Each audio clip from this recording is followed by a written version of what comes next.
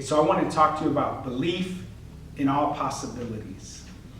So as you begin your career or continue your career in boxing, you have different goals, aspirations, things you want to accomplish, places you want to go, things you want to do, and the champion that you want to become.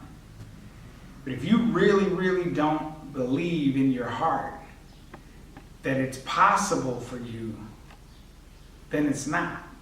And so you have to build that belief.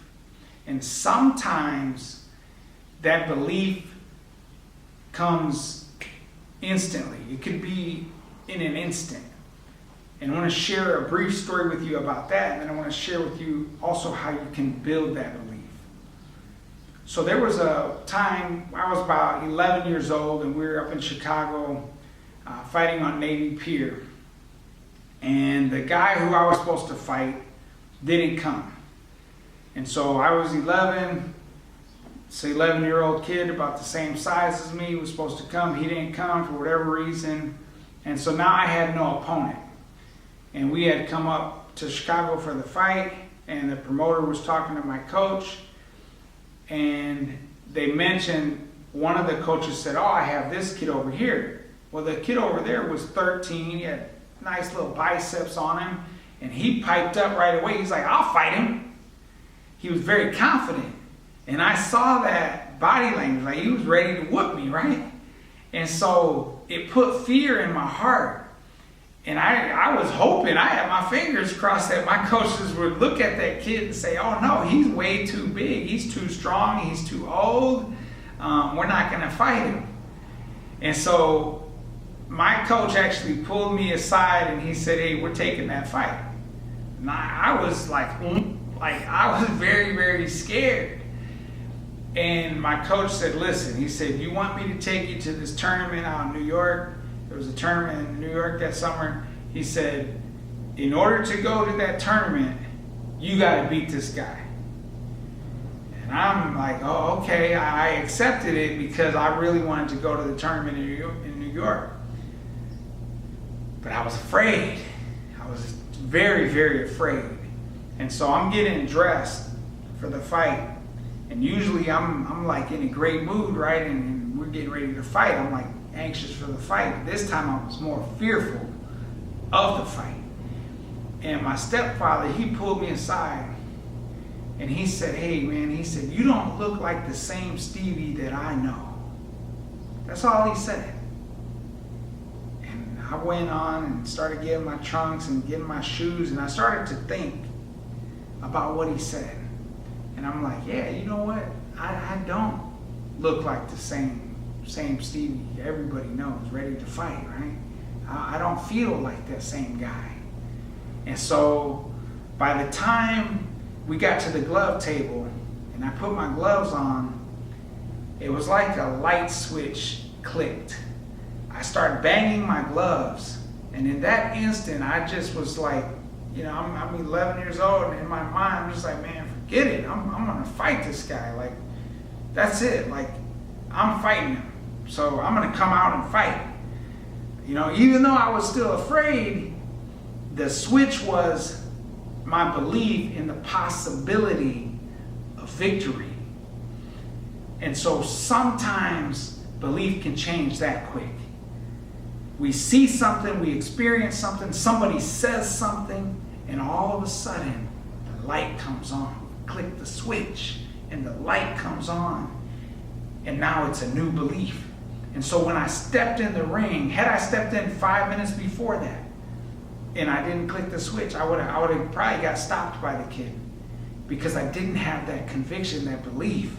And so when he clicked that switch for me, he helped me, and it got my mind thinking. But then when I started banging my gloves and kind of physically psyched myself up and said, forget it, I'm fighting this guy. Just mentally I said that.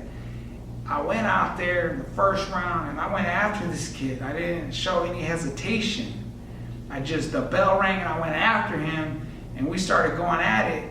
And I was actually a much better boxer than the kid. He was bigger and stronger and older, but I was better. And so I was piecing him up. And by the last round, I was beating him up really bad. I was just beating on him. And he was a big kid, big muscular kid, real cocky and confident. He was ready to fight me an hour before that, right?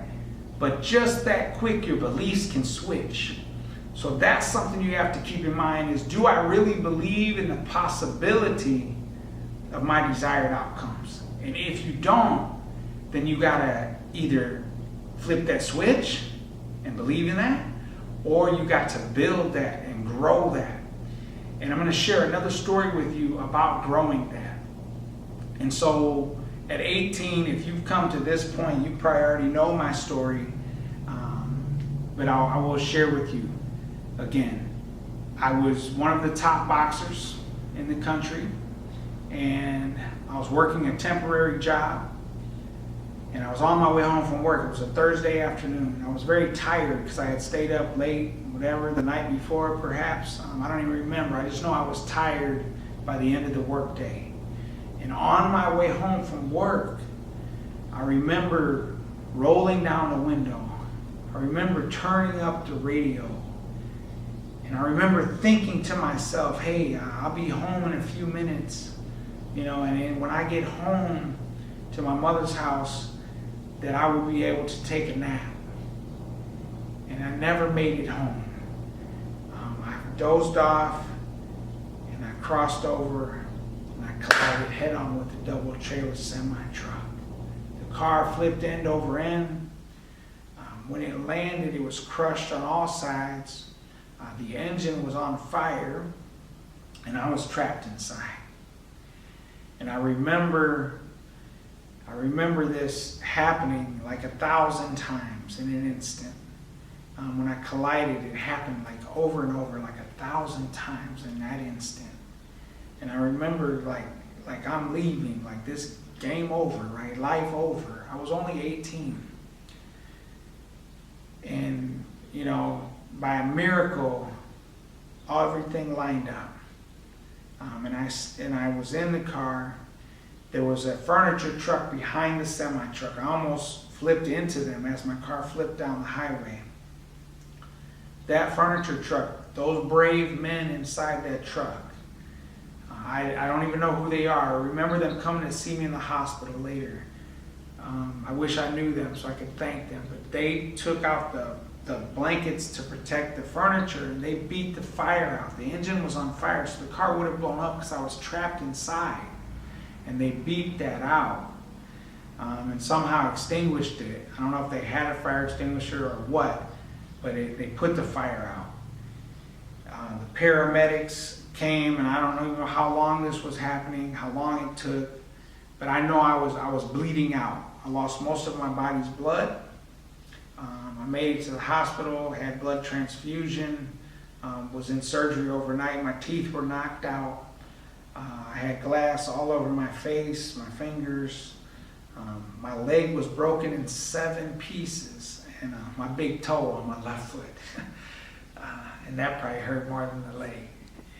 Maybe not, but it still hurt. But I remember waking up in that hospital and everybody looking at me with a really sad look. And everybody thinking, whether they spoke it or not, some of them actually spoke it, but that my boxing career was over. And boxing was my life. I had been training since I was 5 years old, and my dream was to be an Olympic gold medalist and a world champion in the pros. And I had put all my heart, my blood, sweat, and tears, right, all the way from age 5 to 18 for 13 years. And now I can't walk. Everybody thought my career was over. Everybody. My closest friends, my family members, my trainers, they all thought, what a sad ending to a beautiful career in boxing. Everybody thought that except for me. See, I held on to that belief. And the belief inside of you is like a little flame. When you first have an idea, you first have a dream, it's like a little flame. And a little flame is vulnerable. Someone could blow it out like that.